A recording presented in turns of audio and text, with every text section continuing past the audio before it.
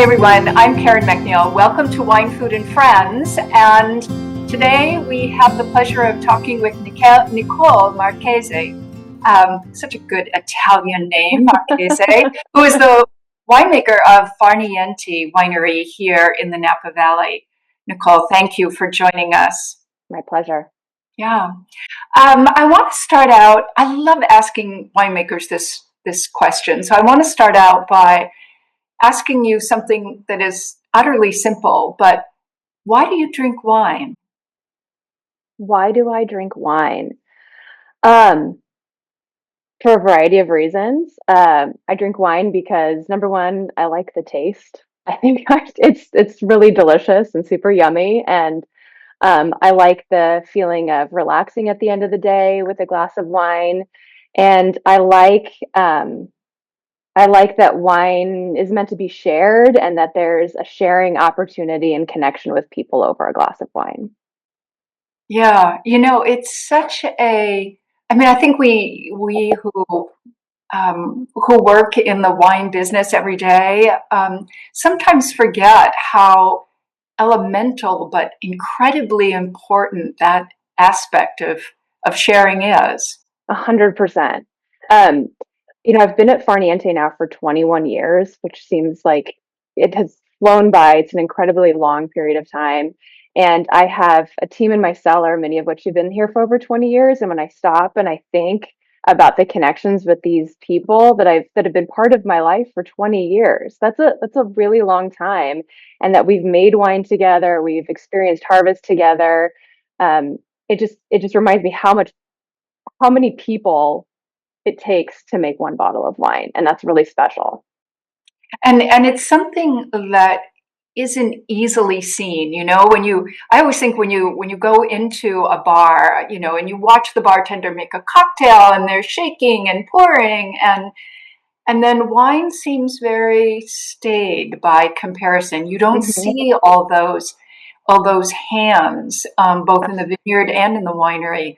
So it's important for us, I think, to remind ourselves that Hmm. it doesn't just magically appear, that it is the really hard labor of so many people. Absolutely, absolutely. Far Niente before this interview, I was thinking back to the very first time I had a Far Niente Chardonnay, I remember this so distinctly because I was sitting next to Gil Nickel, the late owner of Far Niente, who refurbished such a beautiful, important old historic estate in Napa Valley. And I was a young journalist. I was terrified. And, the Far Niente Chardonnay had then, as it does now, such an incredible reputation. So I'm wondering, drinking it here with you, see, Yes. I've got mine right here. Yep. Um, what do you think? What's the main hallmark of greatness in Chardonnay? What does it need to have? That is a really good question. For me, a great Chardonnay needs, at least the Chardonnays that I personally enjoy, are ones that have a sense of fruitfulness and varietal trueness, whether that's like melon flavors or some sort of citrus or honey, like honeydew, those kind of notes with some floral that has freshness to it. There should be some palate weight, right? It should coat your palate, but it should also have really refreshing acidity. So it's sort of like it needs to hit on all these levels and be really dynamic, um, and be really pleasurable. I think a really great Chardonnay is just you have a glass and you're like, oh, tastes so good. Tastes so good. I'm feeling that way Yeah, yeah. now. It's almost the end of the day. So, yeah, no, I know what you mean though, because there's both the liveliness of acidity, but this beautiful duality of a kind of languorous softness that's very Hmm. hedonistic. And it reminds me that even though we Americans talk so much about flavor, maybe it's texture that is really what matters Hmm. in wine. I don't know. How do you think Yeah, about absolutely. A lot of times when we're doing our blending trials, or when we're going through and tasting all the individual fermentations, because we'll have like, 50 or 60 different lots of Chardonnay that come together. Um, we focus a lot on texture because we know, you can get the general flavors there, but how the texture evolves, how the texture changes with the barrel choices that you make, with stirring the leaves, everything. We're always talking about how does it feel? Does it feel like silky, creamy, oily? Does it have build and progression? Does it fall off short? There's the the tactileness of wine is super important, and we definitely pay a lot of close attention to that. Um, and I like wines that have like start silky and then have that sense of like viscosity. And Mm. oily is a tricky word for some people. For us, it's a super positive one. We're always thinking about like that, it's like sort of glides across your palate, and that's definitely something that we look for in Chardonnay. Yeah, I agree that I mean, oily is a hard word, and sometimes I use the word slippery. That's not much better Yeah. word, but it just goes to show how even when if you're someone like me, you spend all day long thinking about words to use with wine, but wine turns out to be very elusive. It can be Hmm. very hard to put what you mean into words, although you know it when you taste it, Yes. right? And I know that I feel like a lot of people having tasting wine, they don't know the right words to use, or like, tell me what I'm tasting. And it's so much of it is just practice and learning words from other people who you taste with. You pick up words, or even a sense memory. There's certain times you taste it, like, oh, this completely reminds me of this very specific thing or this very specific moment. And I think that's also really special about wine, is those sense memories that can come up for you. Yeah, I'm not even sure we're supposed to have to be able to use words. Maybe we're just supposed to feel things. Hmm. I once read this great quote from a Harvard trained neuro botanist named Jill Bolt Taylor, I think her name is. And she said, we think of ourselves as thinking creatures who feel, but actually, biologically, we're feeling creatures who think. And Oh, I like that. and I know actually you Yeah, started biology, right? I did. Yeah. So I was studying at UC Davis. I always knew I wanted to do science. It's a funny short story. But I was very lost. I decided to try lots of things. I worked for a quarter as a writer for the school newspaper, the Aggie. And I did an article about the viticulture and enology department, and I was like, oh, this is science, but it's like art science and people science. And so I took the intro class and changed my majors, and it really spoke to me on my need for science. I love experimental design. I love math. I'm like, that speaks to my soul. But I also really love people. I really realize I get a lot of energy from other people. I need to be in a community, and the V&E department at Davis was this really tight knit community. And I'm like, oh, these are my people. This is what I want to do. Yeah. How great. That is Yeah. fabulous. You know, um, Back to words for a second. I've been thinking about a lot of words that sort of circle around wine, and one of those is authenticity. Hmm. And I'm wondering what you think is authentic about wine. Like, how does the word authenticity and wine? How do those two words relate? Well, I think the first thing that comes to mind for me in authenticity is that the grapes come from a very specific place, right? So there is an authentic place that we keep track of, that we care about, that there are differences from vineyard to vineyard, differences from block to block, and crafting a wine that shows that sense of place is super important. So for me, that is authenticity. Like, first and foremost, is we stay true to where this wine came from, right?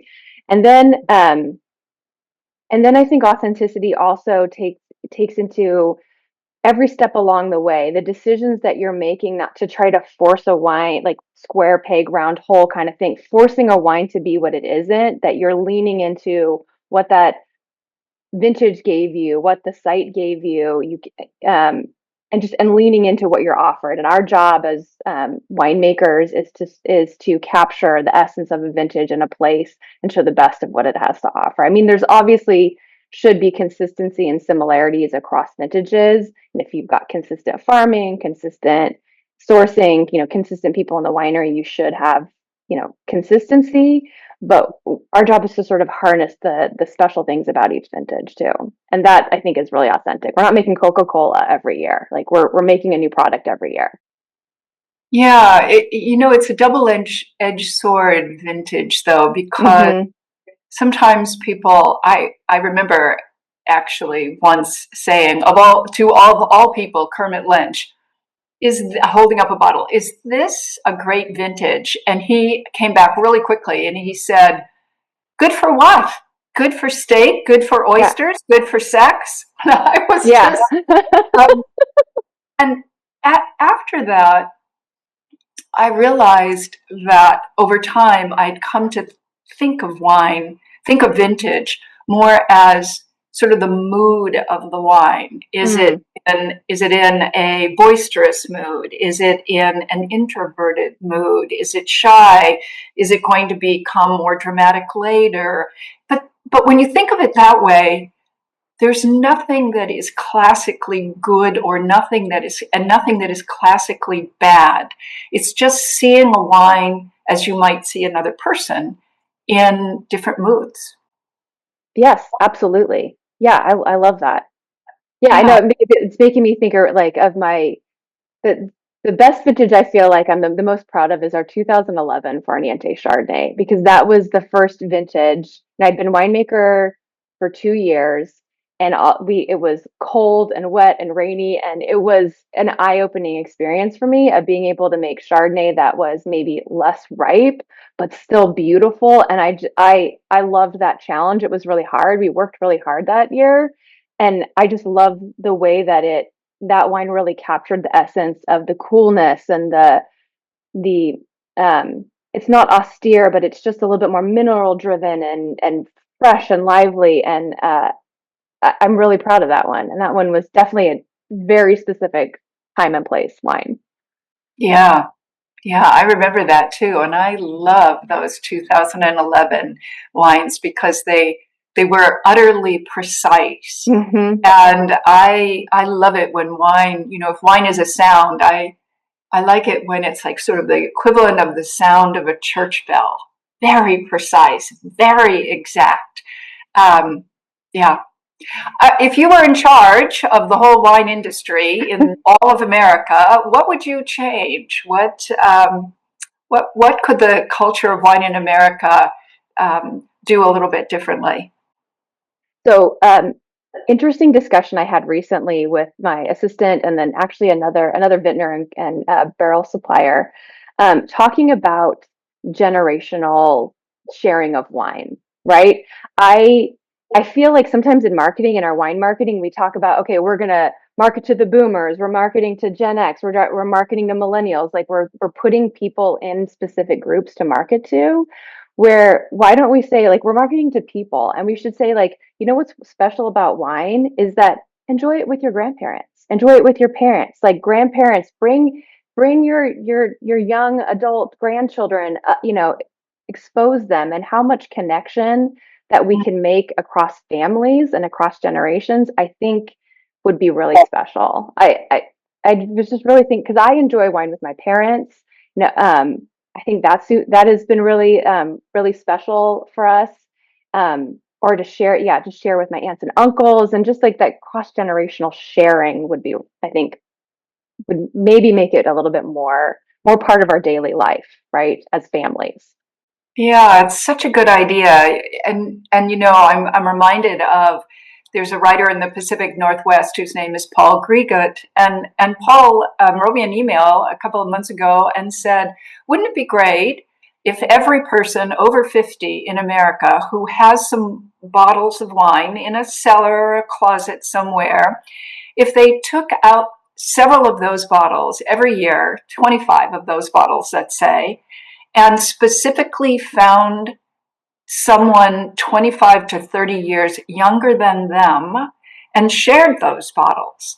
And he said, you wouldn't even have to really know that person well. It would be this generational sharing, though, that would benefit the younger person, obviously, Hmm. being able to taste an older wine and maybe a wine they couldn't afford, and benefit the giver, because it would help clean out that cellar. No, Um, 100%.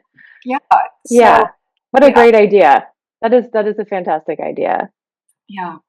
So, one last question for you, and maybe we hit on this just a little bit right now, but why do you think wine is important to the whole culture of a place? I mean, if you go to Europe, you could sort of feel that wine is threaded through Hmm. through the culture. But why is it important in the culture of America? Another good question. I think we have touched on this a bit, the idea that wine can bring people together. And I think the communal aspect of wine is really important because we don't it's a full bottle. It's 750 mils. You should be sharing that with other people, right? And I think it would be great for our culture to look to our communities more, right? Instead of thinking about my cellar, my wine, let's think about how can I share my cellar with people? How do I bring my community together? It gives, um, I think it would give us more time to slow down, to plan meals together, instead of rushing through life and quickly grabbing a bite to eat. If there is a planned come together and sharing moment, that could only benefit us as people and as a community. Yeah, I think just any opportunity to bring people together for connection is really important. Well, there's Come Over October Yep. right there in a nutshell. Nicole, thank you so much It's for joining me today. And as I said, it's now the end of the day. I'm going to have a little bit of Far Niente Chardonnay. Thank you. cheers. Yeah. Okay. My pleasure.